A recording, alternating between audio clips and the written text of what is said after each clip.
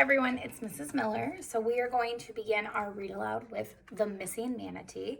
In chapter 1, we're going to learn about a boy named Skeeter. And I definitely want you to have a pen and paper handy because we're going to write down some questions that you can give me responses to maybe in the comments below. Okay, so Missing Manatee, some mysteries lie just beneath the surface. And in chapter 1, the day I found the dead manatee began badly. I was walking past my mother's bedroom when I overheard her talking on the phone. "No, Mac, I don't want you to come back. Not now, not ever," she said. Mac is my father. I left the house and got into my skiff and ran a couple of miles out into the Gulf, hoping the speed and the salty breeze would blow the words right out of my head. But now, hours later, they continued to cut into the corners of my mind, hard and sharp. So I decided to call it quits and was heading back upriver when I saw the manatee. It was rocking back and forth like a big round baby in the gentle waves that lapped the sawgrass growing at the edge of a small island. I guess a tourist might have thought the creature was scratching itself or having a snooze. But I've lived all my 11 years on the river, and I've spent a lot of time watching manatees. Something was wrong with this one. I cut the engine and glided up to the grass to get a better look. Right away, I could tell it was dead.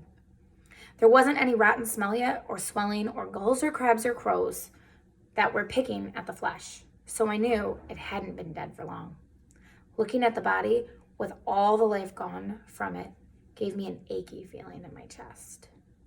Manatees, when they're alive, anyway, are irresistible.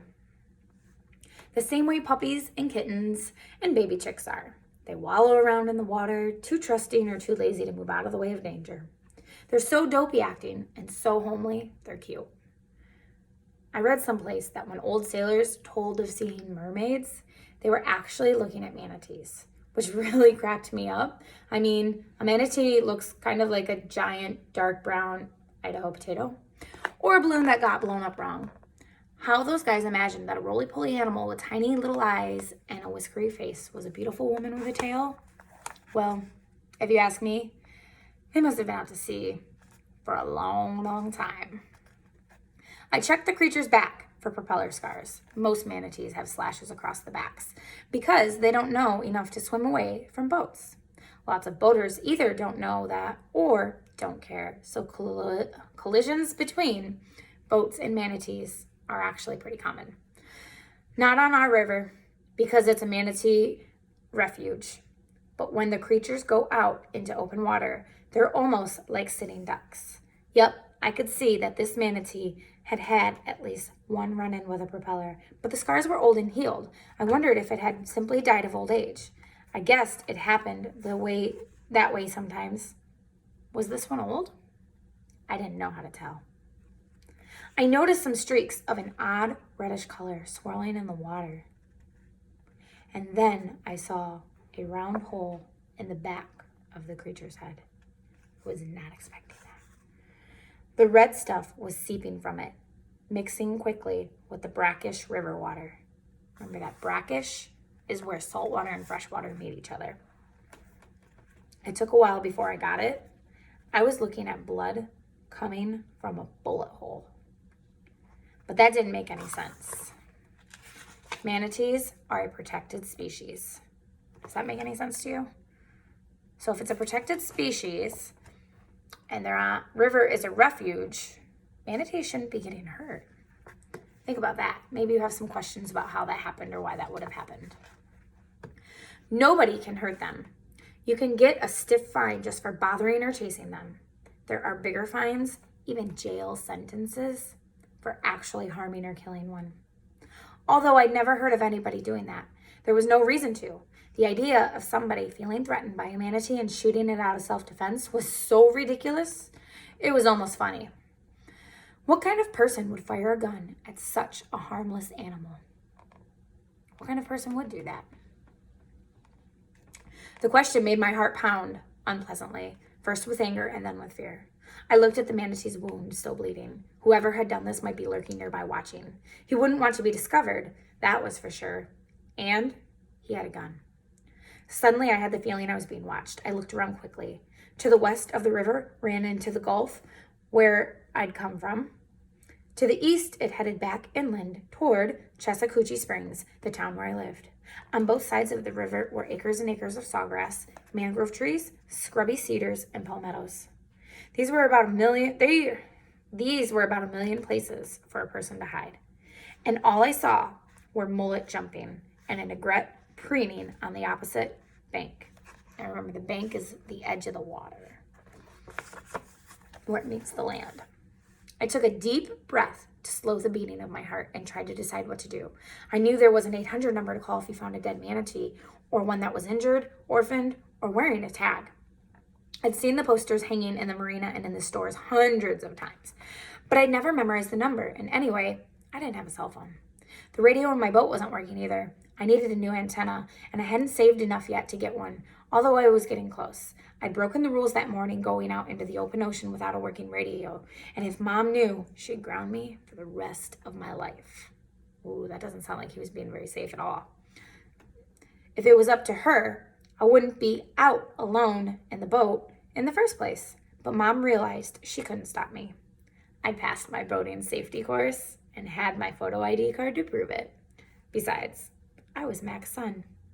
See, Mac, my dad, is a fishing guide. He grew up right in Chattahoochee Springs and began handling boats when he was 6 years old. He tried to raise me the same way, and it drove my mom crazy. She was always fussing and calling Mac irresponsible, and he was always telling her to relax. What did she want to do? Wrap me in plastic for safekeeping? That was one of the things they used to argue about until Mom told Mac to move out 3 weeks ago. He went down the road a little way to live in a trailer. Just for a while, Mom told me, until they figured things out. When I asked Mac why he was leaving his own house and why he was leaving me, he said he didn't want me to have to listen anymore to the fighting. Then why don't you guys just stop? I said, but he only looked sad, gave me a hug, put a garbage bag with a bunch of his clothes in it in the back of a pickup truck, and drove off. Now Mom had decided she didn't want him to come back, and I heard her say it. She hadn't asked me what I wanted, so right then, I didn't much care what she would have to say about me being out in the Gulf with a busted radio. Besides, I was looking at a manatee that had to be at least 1,200 pounds of dead weight. I knew from experience that if I got out of the boat, my feet would sink knee-deep into the water, oozing mud. If I were lucky and someone came along and pulled me out, both my sneakers would be sucked under, never to be seen again. But even if I could get out of the skiff, remember that's a small boat, I wasn't strong enough to lift the manatee. And if I were able by some miracle to get it into the boat, it'd probably sink my skiff. I was going to have to leave it and go tell somebody. I wasn't worried about finding it again. I knew the river the way. I knew my own bedroom. I checked the tide. It was going down. Good. The body wouldn't wash away in the high water, and a light wind was pushing it right up against the island. All of a sudden, I couldn't wait to get away from there. Being alone with that dead body was starting to give me the creeps. But when I came back less than an hour later with a deputy from the sheriff's department, the manatee was gone. That's the end of chapter 1. So a few things I want you to write about is I want you to write about what kind of person would shoot a manatee. Were you as surprised as me? I was not expecting a bullet hole in the back of a manatee's head anytime I've read it. What feelings does Skeet have towards his mother right now? Maybe explain those.